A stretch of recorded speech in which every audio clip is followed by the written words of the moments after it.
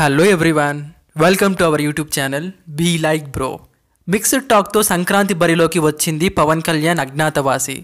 సినిమాకి వచ్చిన టాక్ పక్కన పెడితే డే 1 కలెక్షన్స్ పరంగా ఈ సినిమా రికార్డు సృష్టించింది.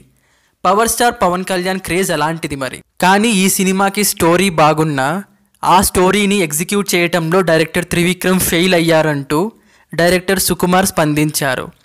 పవన్ కళ్యాణ్ ఫ్యాన్స్కి నచ్చేలా కొన్ని మాస్ ఎలిమెంట్స్ ఉంటే సినిమా ఇంకా బాగుండేదని సుకుమార్ అన్నారు. హీరో కాలేజ్ కుర్రాడిగా ఒక మంచి థీమ్తో వెళ్ళే ఒక కథని మెగాస్టార్ చిరంజీవి గారికి వినిపించారట డైరెక్టర్ సుకుమార్.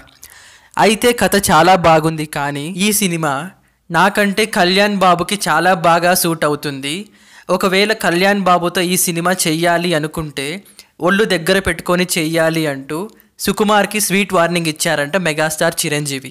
సో 2018వ సంవత్సరంలో అన్నీ కుదిరితే కొణిదెల ప్రొడక్షన్స్లో పవన్ కళ్యాణ్తో తన సినిమా సెట్స్ మీదకు వెళ్ళే అవకాశం ఉందని డైరెక్టర్ సుకుమార్ చెప్పారు. సో ఫ్రెండ్స్, పవన్ కళ్యాణ్ సుకుమార్ కాంబినేషన్లో సినిమా రావాలి అని కోరుకునేవారు ఎస్ అని, రావద్దు అని కోరుకునేవారు నో అని మీ అభిప్రాయాలు కామెంట్స్లో పోస్ట్ చేయండి.